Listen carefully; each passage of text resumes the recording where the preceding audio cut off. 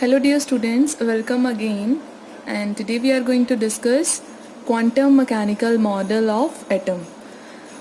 तो last time तक हमने Heisenberg and Bohr's de Broglie principle करा था, जिन्होंने जो बोहर मॉडल ऑफ एटम है, ठीक है, उसके मोस्ट ऑफ द पोस्टुलेट्स जो हैं उनको फेल कर दिया. तो अब जो न्यू कॉन्सेप्ट है क्वांटम मैकेनिकल मॉडल का, ठीक है, वो कैसे डेवलप हुआ और कौन कौन सी चीज़ें इसमें हेल्प करेंगी वो सारा हम डिस्कस करने वाले हैं. ठीक है जी, सो लेट्स स्टार्ट. अब देखो बेटा, जैसे ही आपका बोहर मॉडल ऑफ एटम आया है ना, बोहर मॉडल, इसके बाद दो ऐसे प्रिंसिपल आए थे जिन्होंने मतलब क्वांटम मैकेनिक्स के लिए फोर्स किया कि हाँ जी, क्वांटम मैकेनिक्स भी एक ब्रांच है जिसको डेवलप करना चाहिए. ठीक है, तो एक तो था उसमें से बेटा ड्यूल नेचर, है ना, ड्यूल नेचर ऑफ मैटर का कौन सा कॉन्सेप्ट था, ये डी ब्रोगली का. तो एक तो डी ब्रोगली का कॉन्सेप्ट था और एक आया था हाइजेनबर्ग्स अनसर्टेनिटी प्रिंसिपल. ठीक है, ये दो प्रिंसिपल ऐसे आए जिन्होंने कंप्लीटली अभी तक जो हम एटम्स को लेकर कंसिडर कर रहे थे वो सारी चीज़ों को गलत प्रूव कर दिया.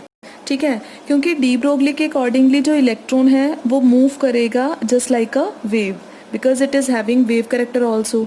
और हाइजेनबर्ग के अकॉर्डिंगली इलेक्ट्रॉन की पोजीशन, उसकी वेलोसिटी, मोमेंटम आप एग्जैक्टली लोकेट कर ही नहीं सकते हो. ठीक है, आपको मतलब एक्यूरेटली फाइंड नहीं कर सकते हो.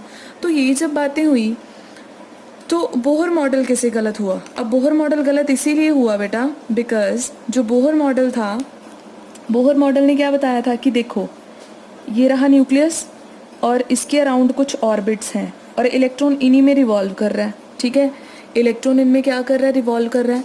जब रिवॉल्व करेगा तब क्या होना है कि अगर एक सर्कल में इलेक्ट्रॉन रिवॉल्व करेगा तो हम एग्जैक्टली उसकी पोजीशन भी बता सकते हैं, है ना, और वेलोसिटी भी बता सकते हैं कितनी है, क्योंकि उसका जो पाथ है वो एक फिक्स्ड पाथ है, एक डेफिनेट पाथ है. तो हम एग्जैक्टली पोजीशन, वेलोसिटी, मोमेंटम सब बता सकते हैं. और दूसरी बात, उसका वेव नेचर भी हमने यहाँ पे कंसिडर ही नहीं करा था.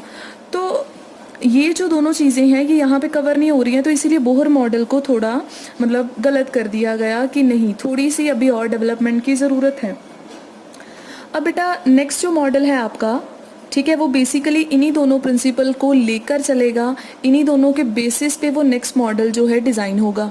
तो क्वांटम यहाँ पे वर्ड आ रहा है, इस क्वांटम का क्या मतलब है. ठीक है, तो बेटा देखो आपके पास ना दो टर्म्स होती हैं, एक है आपकी क्लासिकल मैकेनिक्स, ठीक है, और एक है आपकी क्वांटम मैकेनिक्स. ये दो टर्म्स हैं आपके पास. जो आपकी क्लासिकल मैकेनिक्स है ना, वो डील करती है बेसिकली वो बेस्ड है upon the Newton laws of motion. Newton के 3 लॉज जो हैं वो ऑलमोस्ट हर तरह के मोशन को जो है एक्सप्लेन कर देते हैं. लेकिन जब न्यूटन लॉज को हम माइक्रोस्कोपिक पार्टिकल्स पर यूज़ करते हैं, इलेक्ट्रॉन, प्रोटॉन, न्यूट्रॉन पर, तो यहाँ पे आके हमारी क्लासिकल मैकेनिक्स फेल हो जाती है, उनके मोशन को एक्सप्लेन नहीं कर पाती है. वाई? बिकॉज इन पार्टिकल्स का तो ड्यूल नेचर भी है और जो हमारी मैक्रोस्कोपिक बॉडीज़ होती हैं उनका तो ड्यूल नेचर होता ही नहीं है ना, और इनकी जो स्पीड है वो भी काफ़ी ज़्यादा होती है as compare to macro bodies. तो ओवरऑल इसका मतलब कि कुछ चेंज करने की ज़रूरत थी. तो क्लासिकल मैकेनिक्स से हम क्वांटम मैकेनिक्स की तरफ मूव करें. ठीक है, तो quantum mechanics basically micro particles के साथ डील करती है और उनका वेव नेचर कंसिडर करके चलती है. तो अब इसके लिए जो सबसे ज़्यादा एफर्ट करा गया, ठीक है, तो वो करा गया बाय श्रोडिंगर. श्रोडिंगर ने क्या किया, श्रोडिंगर ने एक इक्वेशन दी जिसको हम लोग बोलते हैं श्रोडिंगर वेव इक्वेशन.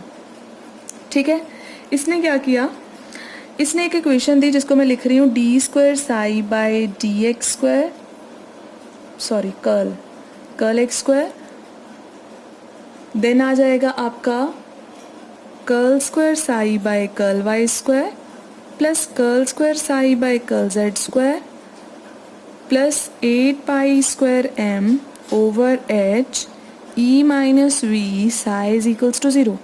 अब नो डाउट ये इक्वेशन काफ़ी देखने में है ना टिपिकल सी लग रही है, लेकिन इतना मतलब डरने की ज़रूरत नहीं है. आपने कौन सा इसको याद करना है या सॉल्व करना है. ठीक है, आपने बस थोड़ा सा ध्यान में रखना है कि कैसे कैसे न्यू मॉडल जो है वो डेवलप होगा. तो हुआ भी ये कि ये इक्वेशन दे दी। अब यहाँ पे ना मैंने एक टर्म यूज़ करी है, ये साई, ठीक है। ये क्या है? Psi. This is known as wave function.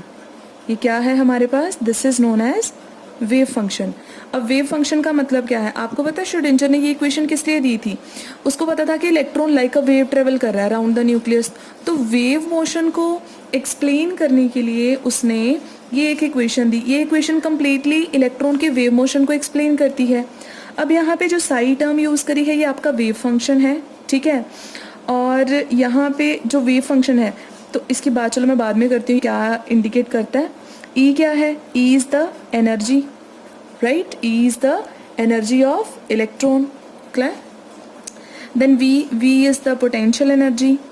और ये जो एक्स वाई जेड मैंने बता रखे हैं, what are these are the coordinates, ठीक है, coordinates of position of electron. तो इलेक्ट्रॉन किस टाइम कहाँ पे लोकेटेड है और उसका एक्स कोऑर्डिनेट कौन सा है, वाई कोऑर्डिनेट कौन सा है, जेड कोऑर्डिनेट कौन सा है, ये सारा मतलब इस इक्वेशन में है। M is the mass, h is the Planck's constant. तो हुआ ये कि ये जो श्रोडिंगर वेव इक्वेशन है इसने काफ़ी मतलब मेनली जो क्वांटम मैकेनिकल मॉडल है वो इसी पे बेस्ड है, ठीक है। इस इक्वेशन का फ़ायदा क्या है? इस इक्वेशन को सॉल्व करके, ये एक डिफरेंशियल इक्वेशन है, पार्शियल डिफरेंशियल इक्वेशन, और इसको सॉल्व करके हमारे पास इसका जो सॉल्यूशन होगा उसके बाद ना हमारे पास कुछ वैल्यूज़ आएंगी, ठीक है। और वो वैल्यू कौन सी होंगी? एक तो हमारे पास वेव फंक्शन की वैल्यू आएगी, ठीक है, सॉल्व करने के बाद।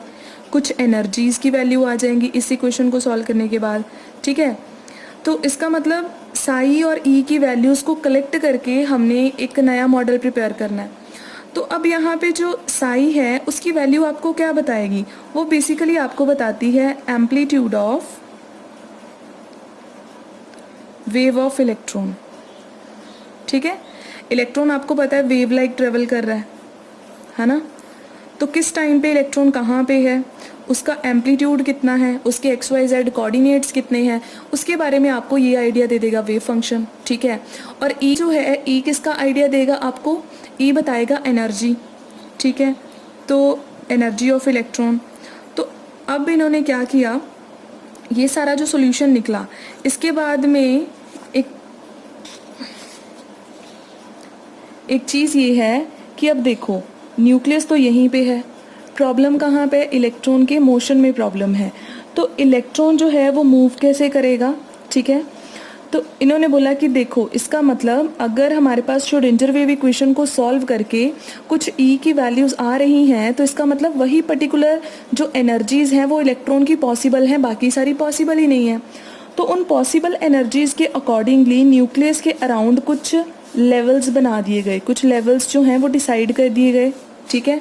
और इन लेवल्स को हम लोग क्या बोलेंगे? These are known as the energy levels, ठीक है। जस्ट लाइक ऑर्बिट्स, जैसे हमने पहले करा था, तो अराउंड द न्यूक्लियस कुछ पर्टिकुलर लेवल्स प्रेजेंट हैं जिनकी एक फिक्स्ड क्वांटाइज्ड एनर्जी है। फर्क सिर्फ इतना है कि वो एनर्जी कहाँ से अभी डिराइव्ड है, from the Schrodinger wave equation. तो कुछ energy levels around the nucleus present हैं और इलेक्ट्रॉन उन्हीं में है ना। अब बात करते हैं कि वेव फंक्शन क्या पता करेगा फिर। अब बेटा देखो, एक यहाँ पे वेव फंक्शन जो है वो तो आपको बताता है एम्पलीट्यूड, है ना, amplitude of wave function, sorry wave of electron. तो इलेक्ट्रॉन की जो वेव होगी उसका एम्पलीट्यूड बताएगा। लेकिन अगर हम बात करें ना इसका कोई फिजिकल सिग्निफिकेंस, तो कोई फिजिकल सिग्निफिकेंस है नहीं है ना, फिजिकली कोई टर्म नहीं हमें बताता। लेकिन जो साई स्क्वायर है वो काफ़ी अच्छा है, ठीक है। अगर हम इस वेव फंक्शन का स्क्वायर कर दें तो वो हमें कैसे हेल्प करता है? वेव फंक्शन का स्क्वायर करने का क्या मतलब हो गया कि हम लोग एम्पलीट्यूड का क्या कर रहे हैं? स्क्वायर। और याद है हमने एक टर्म पढ़ रखी है कि जो लाइट है, लाइट की जो इंटेंसिटी होती है वो किस पे डिपेंड करती है? एम्पलीट्यूड के स्क्वायर पे। जितना ज़्यादा एम्पलीट्यूड उतनी ज़्यादा इंटेंस लाइट, ब्राइट लाइट, है ना, मतलब फोटोन्स ज़्यादा फॉल करेंगे। इंटेंसिटी क्या होती है? The number of photons falling per unit area per unit time. तो अब अगर साई स्क्वायर एम्पलीट्यूड का स्क्वायर शो कर रहा है तो इसका मतलब ये किसकी इंटेंसिटी बताएगा? ये लाइट की तो बताएगा नहीं, ये किसकी इंटेंसिटी बताएगा? इलेक्ट्रॉन की। इसका मतलब जो साई स्क्वायर है वो हमें हेल्प कर सकता है फाइंड करने में कि न्यूक्लियस के अराउंड किस जगह पे इलेक्ट्रॉन जो है वो प्रेजेंट है, ठीक है। अब सपोज यहाँ पे आ जाता है कि इसकी इंटेंसिटी बड़ी ज़्यादा है, किसी और डायरेक्शन में बिल्कुल नहीं है, इसका मतलब इलेक्ट्रॉन यहाँ पे मिलेगा, यहाँ पे मिलने के चांसेस बहुत कम है, ठीक है। तो इंटेंसिटी ऑफ इलेक्ट्रॉन आपको पता चल गया, या फिर हम लोग कह देंगे कि ये हमें बताता है about the electron density of, है ना। इलेक्ट्रॉन डेंसिटी का क्या मतलब हो गया, किसी पर्टिकुलर वॉल्यूम में कितने इलेक्ट्रॉन्स आपको मिल रहे हैं, ठीक है। तो ये आपको इम्पॉर्टेंट है, ये 1 मार्क में पूछा जाता है, what is the physical significance of Sai square, ठीक है जी। तो अभी यहाँ तक पहुँचे हैं कि श्रोडिंगर वेव इक्वेशन ने एक तो इलेक्ट्रॉन की इंटेंसिटी बताने में हेल्प किया, दूसरा कुछ एनर्जी लेवल्स डिसाइड करने में हेल्प किया, ठीक है। तो अब बात ये है कि हमने हाइजेनबर्ग, अब ड्यूल नेचर का तो हमने कॉन्सेप्ट ऑलरेडी, है ना, कंसिडर करके रखा हुआ है। तो अब बात आती है बीच में हाइजेनबर्ग की। हाइजेनबर्ग ने तो मेनली यही कहा था कि देखो भाई, आप इलेक्ट्रॉन को एग्जैक्टली लोकेट कर ही नहीं सकते हो, आप बता ही नहीं सकते हो कि इलेक्ट्रॉन कहाँ पे है ना। तो इसका मतलब एग्जैक्टली तो हम कभी बताने से रहे, एग्जैक्टली तो यहाँ पे कोई चांसेस नहीं है। जब कोई चीज़ एग्जैक्टली नहीं हो सकती, सर्टेनली नहीं हो सकती, तो वहाँ पे प्रोबेबिलिटी तो टर्म हो सकती है ना, ठीक है। तो इसका मतलब हम एग्जैक्टली कभी नहीं बता पाएंगे कि इलेक्ट्रॉन कहाँ पे है। हम सिर्फ किसकी बात कर सकते हैं, प्रोबेबिलिटी की, कि हाँ जी यहाँ पे इलेक्ट्रॉन होने के चांसेस हैं, समझ गए। और यहाँ पे इलेक्ट्रॉन नहीं भी हो सकता। तो अब हम जितनी भी बातें करेंगे क्वांटम मैकेनिकल मॉडल में, हम प्रोबेबिलिटी की बात करेंगे, हम एग्जैक्टली बता ही नहीं सकते हैं, ठीक है। और जो साई स्क्वायर है वो बेसिकली देखा आपको क्या बता रहा है कि इस जगह पे इलेक्ट्रॉन मिल सकता है, इस जगह पे नहीं मिल सकता। तो बेसिकली किसकी बात कर रहा है, जो साई स्क्वायर है वो किसकी बात कर रहा है, प्रोबेबिलिटी की ही बात कर रहा है। Probability of finding an electron, कि एक इलेक्ट्रॉन की किसी एक जगह पे मिलने की क्या चांसेस हैं, क्या प्रोबेबिलिटी है। अगर तो इंटेंसिटी वहाँ पे है तो मिलने के चांसेस हैं, अगर नहीं है तो नहीं मिल सकता इलेक्ट्रॉन, ठीक है। तो इसका मतलब अब हम प्रोबेबिलिटी को कंसिडर करके चलेंगे। तो अब क्या डिसाइड किया गया, अब डिसाइड ये करा गया कि देखो अब हमने चेंजेस क्या करने हैं। ये रहा आपका बोहर, ये रहा आपका क्वांटम मैकेनिकल मॉडल, ठीक है, क्वांटम मैकेनिकल मॉडल। अब यहाँ पे हम लोग ऑर्बिट्स का कॉन्सेप्ट लेके चले थे, है ना। ऑर्बिट्स क्या होते थे, एक सर्कल होता था अराउंड द न्यूक्लियस जिसमें इलेक्ट्रॉन मिलता था और एग्जैक्टली वहीं पे मिलता था अकॉर्डिंग टू बोहर। क्वांटम के अकॉर्डिंगली ऐसा नहीं हो सकता है ना। क्वांटम के अकॉर्डिंगली क्या है कि इलेक्ट्रॉन मिलने की प्रोबेबिलिटी हो सकती है, देयर इज प्रोबेबिलिटी, है ना। एग्जैक्टली हम बता ही नहीं सकते, और इस प्रोबेबिलिटी को नाम दिया गया बेटा ऑर्बिटल का, ठीक है। ऑर्बिटल का नाम दिया गया इस प्रोबेबिलिटी को। तो अब ऑर्बिटल है क्या, let me show you here. क्या है आपका यहाँ पे ऑर्बिटल। अब देखो मैंने क्या किया, मैंने न्यूक्लियस के अराउंड अलग अलग पॉइंट्स पे चेक करा, ठीक है। तो चेक करने के बाद मेरे को पता चला कि देखो यहाँ पे इलेक्ट्रॉन मिलने के चांसेस बड़े सारे हैं। ये डॉट्स आपको क्या शो कर रहे हैं कि साई स्क्वायर यहाँ पे है या यहाँ पे वैल्यू है, यहाँ पे नहीं है। और इधर देखो, इधर मान लो ऐसा है कुछ, मान लो ये मैं कुछ भी रैंडम सी शेप बना रही हूँ, ठीक है। अब देखो यहाँ पे इलेक्ट्रॉन के मिलने के चांसेस ज़्यादा हैं और यहाँ पे बिल्कुल कम है। अब कोई ऐसा पर्टिकुलर रीजन, एक ऐसा एरिया, एक ऐसा रीजन जहाँ पे इलेक्ट्रॉन के मिलने के चांसेस क्या हों, मैक्सिमम, ज़्यादातर आपको लगे कि इलेक्ट्रॉन यहीं पे मिल सकता है। अब ये कंफर्म नहीं है कि इसके बाहर नहीं मिल सकता, बाहर भी मिल सकता है, but there are very less chances. आप लोग ये कह लो कि 90% चांसेस हैं कि इलेक्ट्रॉन इसी एरिया में मिलेगा, और उस एरिया को आप बोलोगे orbital. So what is orbital, how will you define it. Is defined as a region around the nucleus where the probability of finding an electron is maximum. Okay, I repeat, the area around the nucleus or the region where the probability of finding an electron is maximum is known as orbital. ठीक है। तो अब जो quantum mechanical model था उसने orbit का concept खत्म करके ऑर्बिटल का कॉन्सेप्ट ला दिया, ठीक है। क्योंकि एक ऑर्बिट एग्जैक्टली बताता है और ऑर्बिटल प्रोबेबिलिटी बताता है कि हाँ जी इलेक्ट्रॉन हो सकता है but we are not sure, ठीक है। और क्या करा गया, इसने कुछ एनर्जी की वैल्यूज़ दी थी और इसने ये भी कहा था कि एनर्जी हमारी क्या होगी, यहाँ पे क्वांटाइज्ड होगी।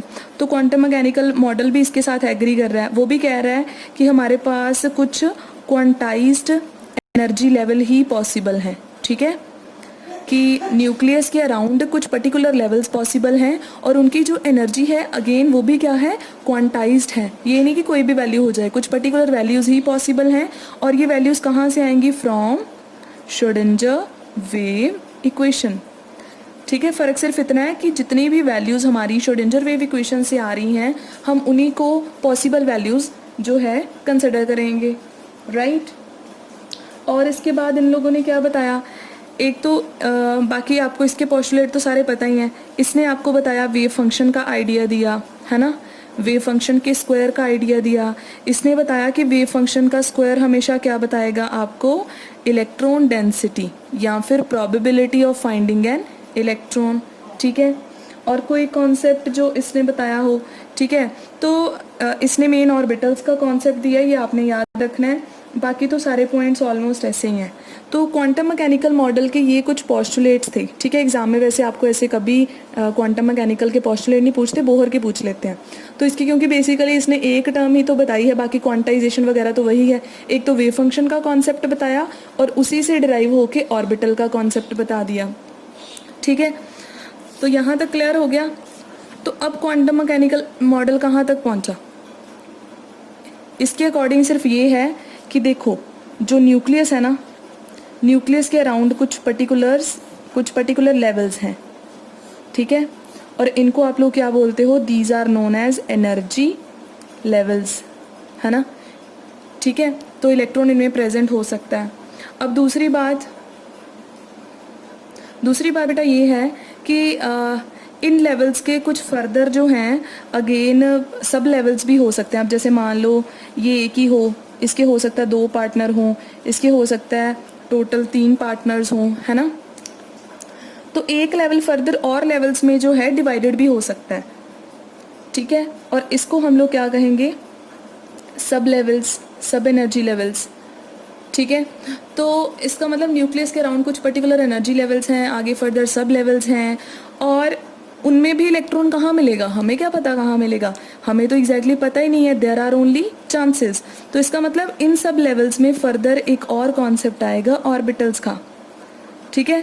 आगे फर्दर पर्टिकुलर हम कोई एरिया डिसाइड करेंगे जहाँ पे इलेक्ट्रॉन के मिलने के चांसेस हैं, तो ऑर्बिटल्स। तो इसका मतलब इलेक्ट्रॉन की एग्जैक्ट लोकेशन पता करने के लिए आपको ये सारी टर्म्स पता होनी चाहिए कि इलेक्ट्रॉन कौन से एनर्जी लेवल में है, कौन से आगे फर्दर सब लेवल में है, कौन से ऑर्बिटल में है, कैसे मूव कर रहा है, कैसे नहीं कर रहा।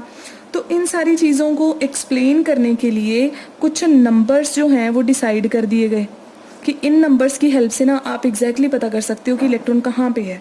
और उन नंबर्स को नाम दिया गया quantum numbers. Very important topic, ठीक है। इन नंबर्स को क्या नाम दिया गया, क्वांटम नंबर्स का।